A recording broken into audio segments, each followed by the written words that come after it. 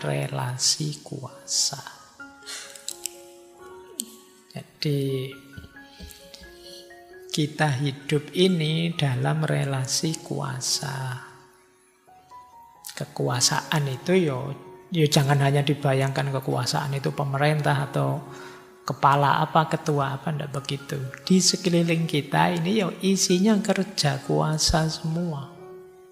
Bahkan di level-level kecil, level sederhana, sekedar kita dengan teman kita, dengan bapak kos, dengan yang punya warung, nah itu kan ada kuasa-kuasa di sekeliling kita. Nah, kekuasaan itu tidak selalu menindas.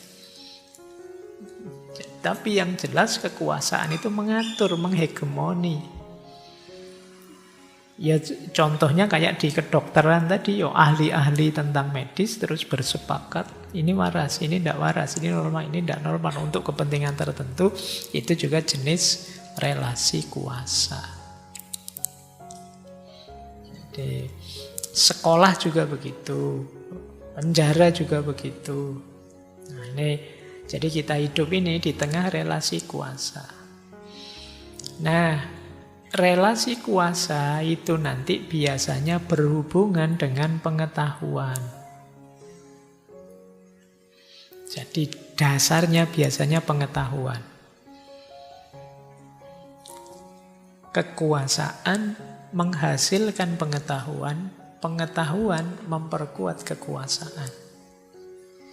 Kekuasaan menghasilkan pengetahuan itu, kalau saya punya kuasa misalnya sekarang itu level masjid ini di bidang ngaji filsafat gitu kan. Saya bisa memproduksi pengetahuan dan nanti akan kalian ikuti. Dan saya pasti akan memproduksi pengetahuan-pengetahuan yang membuat kekuasaan saya tambah kuat. Tidak mungkin saya ngasih teori atau konsep yang misalnya tidak usah ngaji saja, ternyata ngaji itu tidak efektif. Lebih efektif saya tidak akan begitu. Meskipun mungkin itu benar, tapi tidak akan saya produksi di sini. Saya akan memberikan wawasan pengetahuan yang memperkuat kuasa saya. Jadi ini hubungan antara kekuasaan dan pengetahuan. Jadi kekuasaan menghasilkan pengetahuan. Pengetahuan memperkuat kekuasaan. Misalnya yang menguasai negara ini, dia akan milih-milih, pengetahuan ini saja yang diajarkan, itu saja yang masuk kurikulum, yang ini jangan, ini saja yang dimasukkan. Dia ngatur itu. Setidaknya biar kekuasaannya langgeng. Jadi itulah relasi kuasa.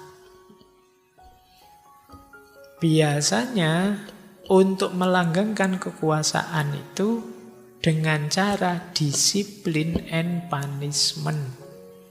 Juga disiplin dan pengawasan. Jadi ada hukumannya kalau tidak disiplin, kemudian ada sistem pengawasannya. Kita ini diawasi terus-menerus meskipun kita tidak sadar, tapi mental diawasi. Jadi saya tidak melakukan ini, tidak melakukan itu, Pak. Wah, nanti saya diserbu netizen, Pak. Wah, nanti saya dimarahi orang sekampung, Pak. Wah, nanti saya tidak disukai teman-teman, Pak. Wah, nanti saya, ini menunjukkan kita dikuasai. Jadi kita ngatur sekali tindakan perilaku kita. Disetir oleh kekuasaan di sekeliling kita. Padahal yang ngawasi tidak ada, tapi kita merasa diawasi. Itu yang disebut pengawasan panoptik. Pengawasan panoptik itu lampu, kalian tahu ya, penjara itu biasanya ada tower yang di atas ada lampunya. Terus lampunya itu muter. Nanti yang di bawah merasa diawasi terus. Perasaannya yang di bawah, yang di penjara itu, di atas itu ada orangnya. Ngawasi terus. Padahal mungkin saja pengawasnya tidur, pengawasnya ke kamar mandi, dia tidak tahu. Pokoknya rasanya kayak diawasi terus. Ini namanya pengawasan panoptik. Pengawasan panoptik itu misalnya kalau kalian mau berangkat ke Jogja, terus bapakmu atau ibumu bilang begini, ya wis hati-hati ya nak kalau di Jogja, jangan nakal lo ya. Kalau kamu nakal, bapak mesti ngerti. Ibu mesti terasa loh kalau kamu macam-macam itu ini. Nah, ini panoptik. Kamu jadinya tidak berani macam-macam sudah di Jogja. Mau ngapain sedikit, oh nanti ibu terasa mesti. Bapak mesti ngerti. Nah, itu kayak begitu. Ini namanya panoptik. Ya mungkin kalian punya guru apa punya siapa itu yang kalimat-kalimatnya membuatmu terawasi terus. Nah ya termasuk dalam agama itu kan ada, hati-hati loh, Allah itu mengawasi kita terus menerus. Kita harus hati-hati. Ini kan level religius, tapi yang dimaksud oleh Foucault ini ada mekanisme kuasa yang menanamkan pengawasan panoptik ini sehingga kita merasa diawasi terus. Pengawasannya sih tidak terus-menerus, tapi efeknya terus-menerus. Akibatnya apa? Kita patuh secara permanen. Ya ini kalau dihubungkan dengan kesehatan mental tadi, terus doktermu bilang begini, dijaga ya Pak makannya. Kalau Bapak melanggar pantangan mesti nanti ketahuan. Nah, ini namanya panoptik sudah. Kalau Bapak bohong, padahal dilarang makan ini, makan itu, masih dimakan, nanti mesti kedetek. Nah, ini namanya panoptik sudah. Nah, jadi itu namanya relasi kuasa. Oke, ada kalau zaman dulu knowledge is power, kalau di Foucault ya tidak cuma knowledge is power, power is knowledge. Pengetahuan adalah kekuatan, tapi kalau hari ini yang punya kuasa yang bisa memproduksi pengetahuan. Baik, ini ilustrasinya ya. Oleh karena itu kata Foucault begini, hari ini kita berada di dalam masyarakat yang serba memvonis, menghakimi. Kita itu tiap hari dihakimi meskipun tidak pernah sidang. Dihakimi oleh guru-guru, dihakimi oleh dokter, dihakimi pendidik, dihakimi aktivis-aktivis, dihakimi netizen. Kita itu dihakimi terus. Pada mereka lah kekuasaan normatif universal didasarkan. Dan setiap individu dimanapun dia berada patuh pada mereka, baik tubuhnya, gerak-geriknya, tingkah lakunya, bakatnya, prestasinya. Jadi kita itu tidak sadar, kita sebenarnya hari ini jadi objek yang tiap hari divonis, dinilai oleh yang punya kuasa atas kita, yang berelasi kekuasaan pada kita. Bahkan nanti Foucault mengkritik sekolah juga begitu. Sekolah itu mirip kayak penjara dan rumah sakit jiwa. Tugasnya apa? Mendefinisikan, mengklasifikasi, mengontrol, ngatur orang. Orang baik itu begini, begini, begini. Kalau ciri begini orang jahat. Yang harus dilakukan ini, yang jangan ini. Jadi itu kata Foucault. Ini sekolah apa rumah sakit jiwa apa penjara? Kok tugasnya mengklasifikasi, ngatur, mendorong. Membuat siswanya tidak kreatif. Ini kritiknya Foucault ke sana. Baik, jadi ini beberapa pandangan tentang relasi kuasa. Hubungannya apa dengan kesehatan mental? Kata Foucault, pengetahuan medis yang dihasilkan oleh ahli-ahli kesehatan, khususnya kesehatan mental, itu juga jenisnya relasi kuasa. Jadi dia sebagai alat untuk mengendalikan kita. Melalui diagnosis, klasifikasi, pengobatan, terus mereka yang menentukan ini sehat, ini sakit. Oh ini masih rasional, itu tidak rasional. Jadi kata Foucault lebih banyak mereka ini berfungsi ngontrol, bukan menyembuhkan. Nanti ada uraiannya panjang tentang ini, tapi yang jelas mereka ini, kata Foucault, ya lebih banyak ilmunya untuk mengontrol orang yang mereka kategorikan sakit, bukan menyembuhkan, khususnya sakit mental. Itulah nanti yang oleh beliau disebut fenomena medikalisasi. Semuanya dilihat dari perspektif medis. Padahal dalam sejarah tidak begitu. Jadi kalau ada orang berbeda sedikit, terus dianggap tidak waras, terus dibawa ke rumah sakit jiwa. Ini medikalisasi. Dianggap problem medis. Ringkasnya medikalisasi ini begini loh. Jika engkau tidak seperti orang lain, engkau tidak normal. Jika engkau tidak normal, berarti engkau sakit. Padahal kata Foucault, ini kan beda. Tidak seperti orang lain, tidak selalu tidak normal. Dan tidak normal pun tidak selalu itu sakit. Tapi kita anggap ini satu rangkaian. Misalnya, siapa lah, mungkin kalian punya kebiasaan ketawa-ketawa sendiri misalnya. Tidak waras iki mesti. Terus mesti kamu mikirnya harus rumah sakit jiwa ini. Kan kamu bisa saja itu ya ekspresi yang berbeda kan begitu saja. Tapi itu tadi, kalau ada orang kok beda, kita menyebutnya tidak normal.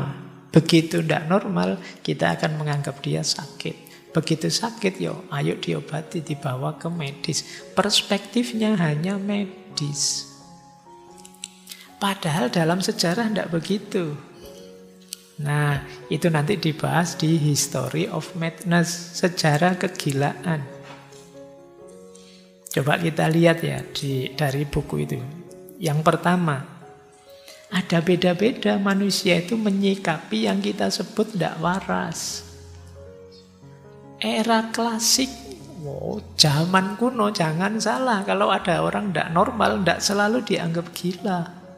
Bisa saja dianggap, wah, wali.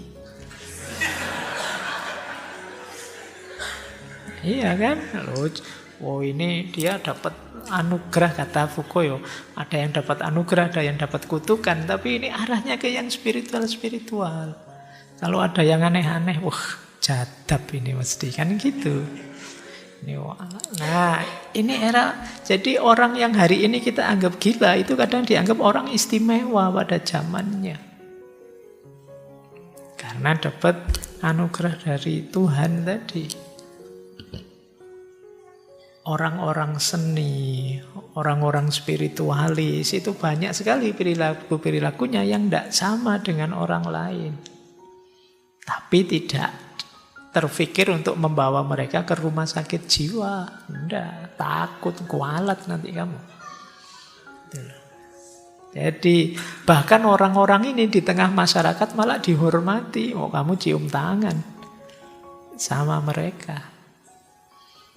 Jadi ini sejarah klasik. Abad tengah begitu menyikapi dalam tanda petik kegilaan-kegilaan. Ya saya membayangkan misalnya apa ya cerita Nabi Khidir sama Nabi Musa itu kan. Nabi Khidir tiba-tiba ada anak kecil tidak salah apa-apa dibunuh, ditusuk. Wah, itu bisa langsung, kamu waras apa enggak ini? Kan mesti begitu kalau pakai paradigma hari ini. Tapi zaman klasik tidak begitu cara membacanya. Jadi bisa saja itu anugerah Tuhan yang luar biasa. Nah, itu dalam budaya kita ada cara pandang seperti ini tentang kegilaan.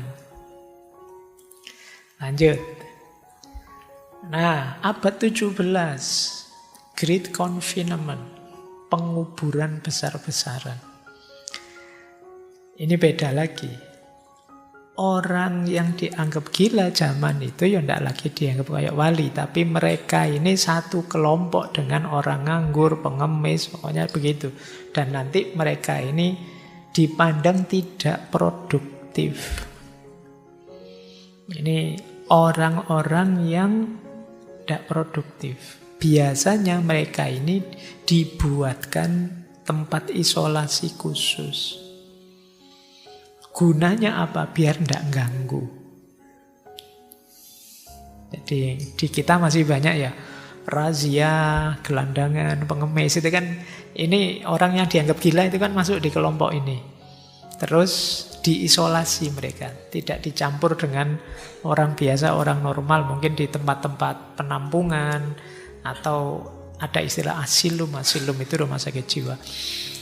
Nah, tujuannya bukan disembuhkan, tapi diisolasi saja. Jadi biar mereka disiplin, biar mereka terkontrol, tidak membahayakan orang lain. Makanya istilahnya great confinement. Kata Foucault, isolasi pengurungan ini kadang-kadang alasannya bukan medis, tapi ekonomi. Di era kapital hari ini, kita butuh tenaga kerja produktif yang banyak. Kalau orang-orang yang kayak pengangguran, gelandangan, termasuk dianggap gila tadi terlalu besar, ya dia beban sosial yang besar. Makanya dipastikan mereka tidak ganggu. Oke, ini gaya abad 17. Gaya abad 18, era pencerahan. Orang sedang seneng-senengnya mikir. Yang disebut gila pada hari itu adalah orang yang tidak rasional. Jadi orang yang tidak bisa berpikir jernih. Nah, di era ini mulai muncul perspektif psikologis. Jadi orang gila itu orang yang tidak bisa berpikir jernih. Ini era abad pencerahan, abad 18. Kemudian era abad 19 lebih ketat lagi medisnya. Itu tadi, hari ini orang gila itu dianggap orang sakit yang harus dirawat medis. Gila dalam tanda petik ya, yang sekedar berbeda, tidak normal. Mulai muncul pendekatan-pendekatan psikiatris. Tujuannya, kata Foucault seperti tadi, sebenarnya tidak menyembuhkan. Tujuannya hanya mendisiplinkan agar mereka mengikuti yang normal. Jadi kalau gayanya sudah seperti orang normal, dikembalikan lagi ke masyarakat. Jadi ini bedanya cara menyikapi yang kita sebut gangguan mental, sakit jiwa, itu ternyata sepanjang sejarah beda-beda. Jadi maka kalian tidak harus minder kalau merasa, saya rasanya ada gangguan-gangguan, Pak. Tidak apa-apa, anggap saja kamu sedang mau jadi wali apa mau jadi apa. Nah, kalau dibaca dari tulisan-tulisannya Foucault, kata dia, coba deh gini loh, enaknya menyikapi yang berbeda tadi. Yang pertama, mari kita tegaskan kadang-kadang memang kegilaan itu bagian dari pengalaman manusiawi. Kalian mungkin juga pernah loh sekali dua kali melakukan hal-hal dalam tanda petik gila. Yang kalau kalian ingat-ingat lagi, iya ya saya dulu kok melakukan itu ya. Tidak masuk akal sama sekali, gila saya itu. Untung kalian tidak dibawa ke rumah sakit jiwa. Tapi kita sering gitu, jadi ada pengalaman-pengalaman yang apa ya, devian, dia pakai logika normal kita ini agak menyimpang. Jadi mari kita akui itu, ya memang bagian dari pengalaman manusia itu ada jenis pengalaman kegilaan. Ini pertama. Yang kedua, kata Foucault, segila apapun orang, ya dia manusia. Jadi mari kita hormati subjektivitasnya. Jadi ya kita perlakukan dia tetap sebagai manusia. Ini sarannya Foucault yang kedua. Jadi jangan dianggap dia bukan manusia atau setengah manusia atau kita perlakukan seperti binatang atau apa. Tidak, dia juga manusia. Yang ketiga, lawan semua diskriminasi dan stigma. Ada banyak stigma-stigma tentang kegilaan, termasuk perilaku-perilaku diskriminatif. Mungkin di kita ada yang dipasung, ada yang diasingkan, ada yang disiksa, kadang dilempari batu dan lain sebagainya. Ini stigma dan diskriminasi. Ini harus kita lawan. Yang keempat, coba curigai jangan-jangan ada praktek kekuasaan dalam penanganan kegilaan. Karena Foucault ini lama kerja di rumah sakit jiwa, jadi dia meneliti dan bekerja di situ dalam jangka waktu agak panjang. Jadi dia tahu ada, dalam tanda petik ya, semacam penyiksaan-penyiksaan terhadap orang yang sakit jiwa. Nah itu coba dicek, jangan-jangan ini sewenang-wenangnya orang yang mengklaim dirinya normal, sehingga menghabisi orang yang dianggap tidak normal. Ini juga masalah, ayo kita cek itu. Dan yang kelima, membuka ruang alternatif. Membuka ruang alternatif itu, ya kayak tadi loh, coba cari perspektif yang berbeda. Mungkin ada budaya tertentu, tradisi spiritual tertentu. Nanti kalau kalian baca sejarah, ada beberapa budaya yang menganggap jenis-jenis kegilaan tertentu itu sifatnya sangat spiritual, berhubungan dengan Tuhan. Mungkin anugerah ini itu atau kutukan ini itu dan lain sebagainya. Ini yang disebut ruang alternatif. Jadi siapa tahu ada perspektif yang berbeda. Baik, ini untuk membuktikan tadi loh bahwa ternyata sikap, respon, pandangan, perspektif tentang sakit tidak sakit, normal tidak normal, itu ternyata ya jenisnya lebih ke kesepakatan. Termasuk, ini saya tambahi sedikit ya, dalam hal seksualitas. Beliau nulis History of Sexuality. Ternyata sepanjang sejarah juga manusia itu beda-beda. Sampai pada akhirnya hari ini ya titik akhirnya orang menyikapi seksualitas ya banyak di level medis dan kapitali. Jadi kata Foucault begini, ini istilah beliau sejarah seksualitas. Zaman Yunani, Romawi, ada istilah ars erotica. Jadi seksualitas itu seni, pengalaman berharga yang bernilai. Jadi dianggap seni, nilai utamanya terletak pada pengalaman. Istilahnya ars erotica. Ini era Yunani Romawi. Berkembang ke era gereja. Ini perspektif agama-agama seperti di kita ya, di Islam. Seksualitas itu tabu. Jangankan dilakukan, diobrolkan saja secara di tempat umum itu tidak boleh. Ini sakral. Ini, harusnya saya nggak ngomong ini di sini. Wis kadung. Cuma ini untuk menunjukkan ya bagaimana sejarah itu ternyata berkembang, cara pandang orang berkembang. Jadi kalau dulu disebut sakral. Kemudian zaman modern. Zaman modern lebih melihat seksualitas itu sebagai medis. Yang penting sehat. Monggo saja mau melakukan, mau ndak. Jadi tabunya hilang, medisnya yang kuat. Kamu mau bebas oke, tapi yo sehat ya. Makanya ada istilah itu, scientia sexualis. fokus pada analisis, regulasi, diskursus ilmiah, dan lain sebagainya. Ini hubungannya dengan kekuasaan. Sampai kemarin ada isu ramai sekali itu kan tentang ATM, alat kontrasepsi itu.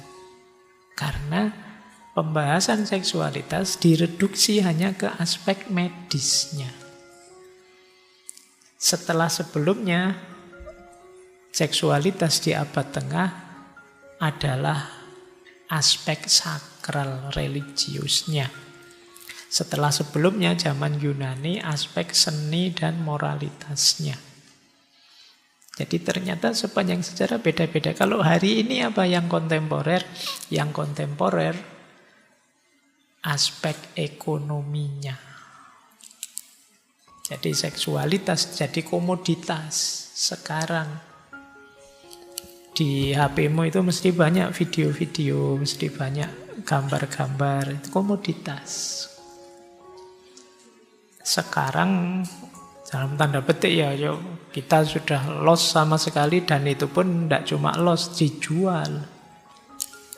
Jadi bagian dari komoditas. Loh, ternyata sepanjang zaman cara menyikapi seksualitas itu beda-beda.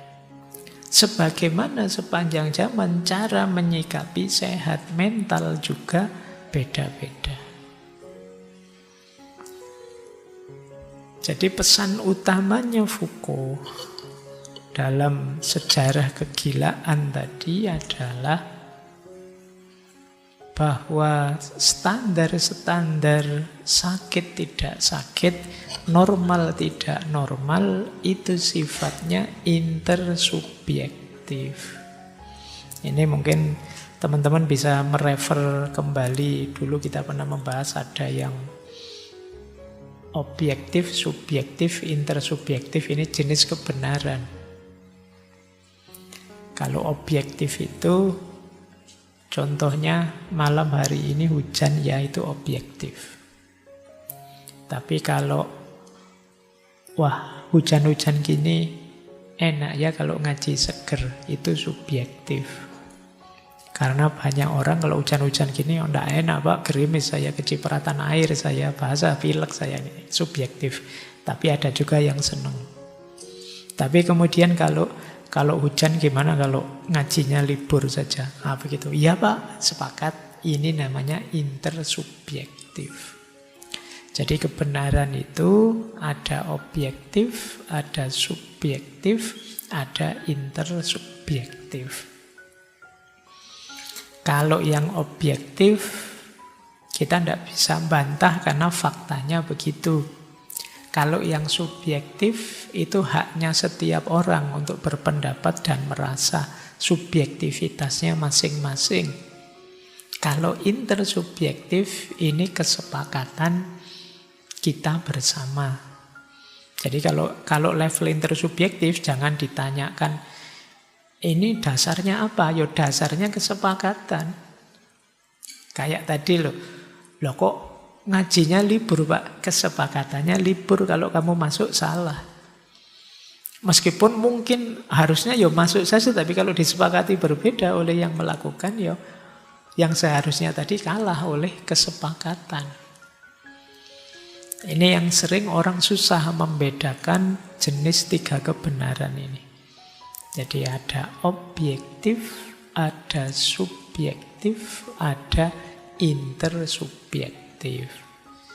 Ada yang faktanya begitu, ada yang kesan saya begini, dan ada yang kita sepakati saja begini. Ini beda-beda nilainya. Kalau teman-teman melihat satu ungkapan kebenaran, oh itu subjektivitas dia, berarti ya urusan dia, kamu jangan bantah perspektif dia. Oh itu salah dia, faktanya tidak begitu. Nah, kalau ini objektif. Oh di sana memang tidak boleh Pak aturan itu Pak, kalau di sini boleh, itu biasanya kesepakatan di sana bareng-bareng. Ini 3 level kebenaran. Nah, dalam aspek sehat tidak sehat, normal tidak normal, ini ada kesepakatan berhubungan dengan kekuasaan.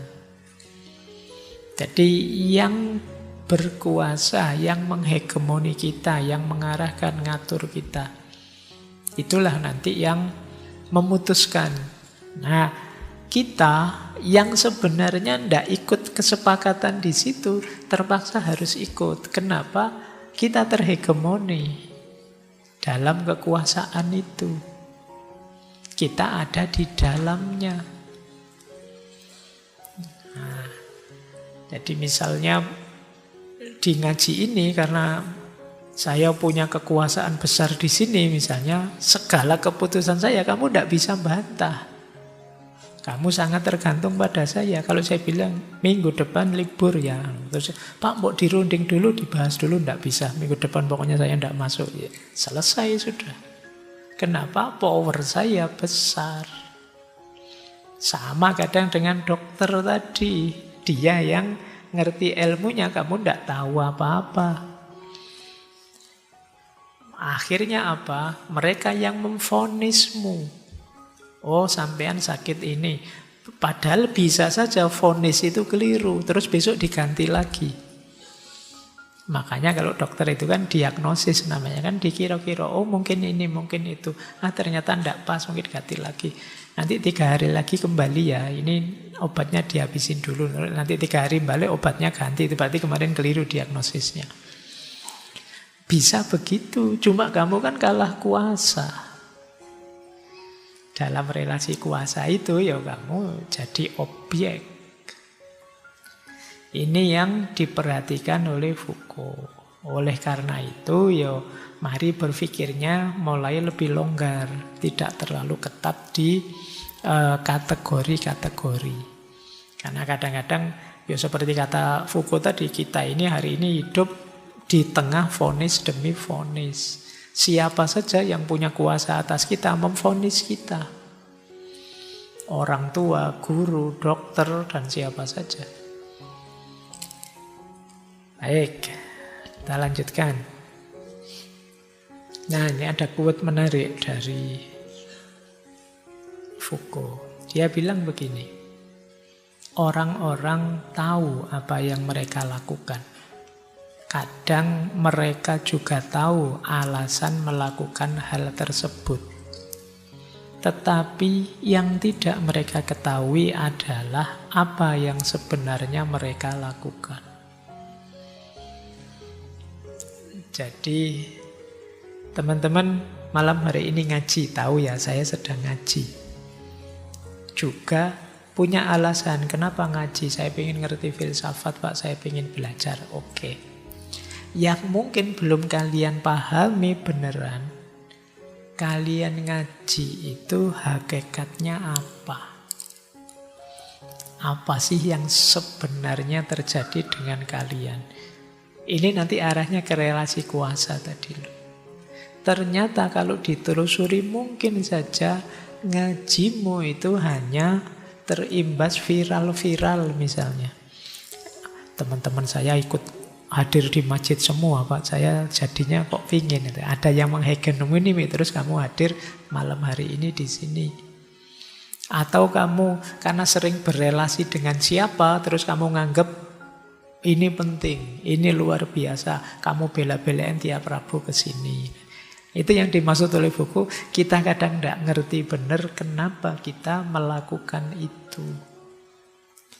Kenapa sih kok kamu misalnya ambisius sekali pengen jadi dokter misalnya.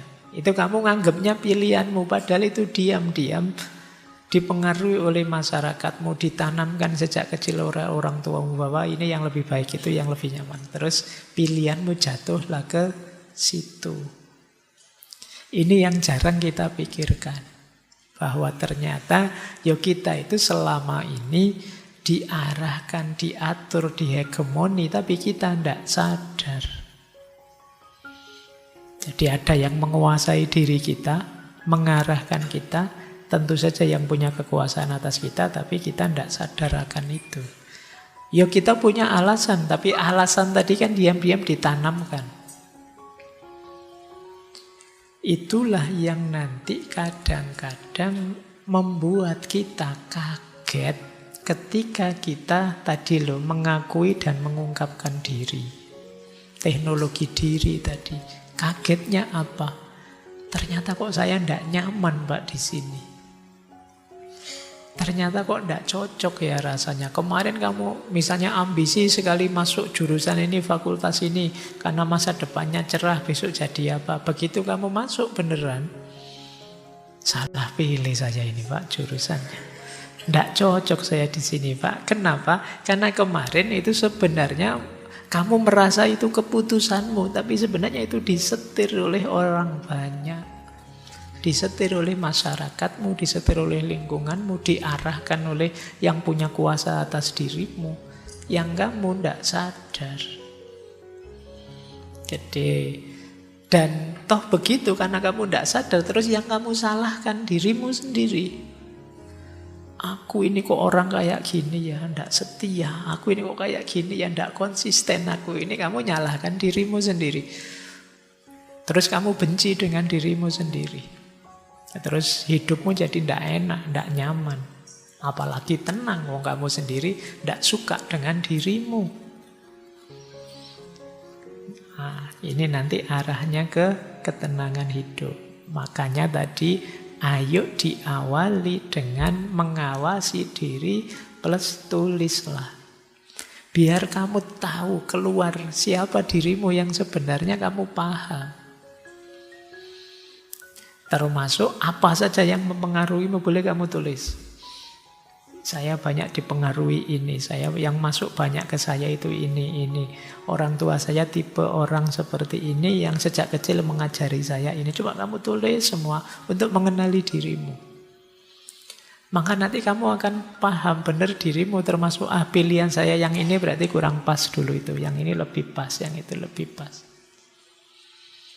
Inilah salah satu jalan menuju ketenangan hidup.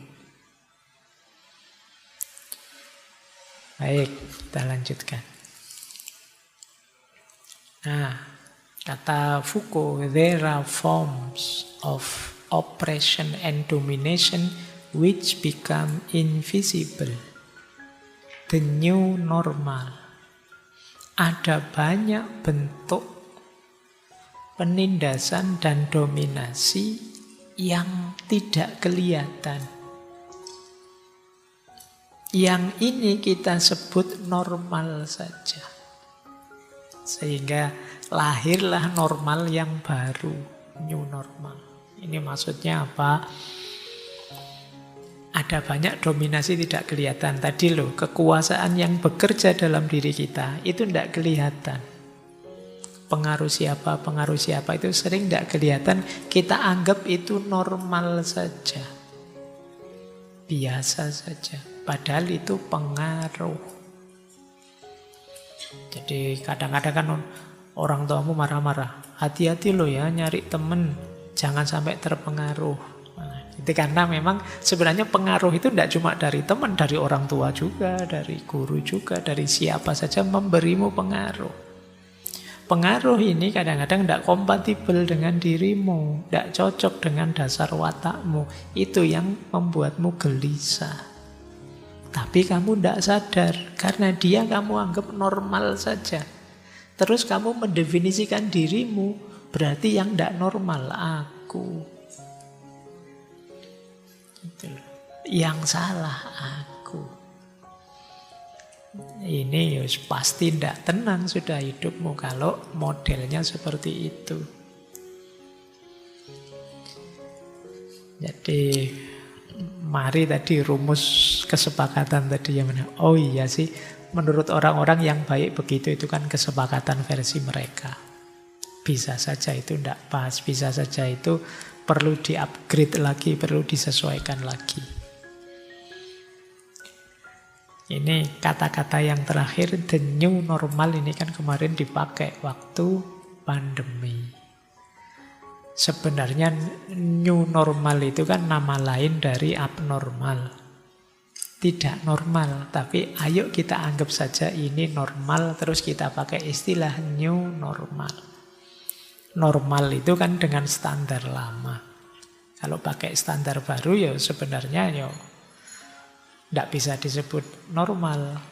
Tapi ya sudahlah, tidak apa-apa, ganti saja kesepakatannya, kan gitu. Terus kita sebut new normal. Ini bisa kalian pakai kalau kalian disebut orang aneh. Kamu itu orang aneh banget, tidak normal. Loh, saya tetap normal, cuma normal yang beda dengan kamu. Saya new normal, kamu normal lama kayak orang lain. Nah, itu tidak apa-apa begitu, biar kamu tidak stres.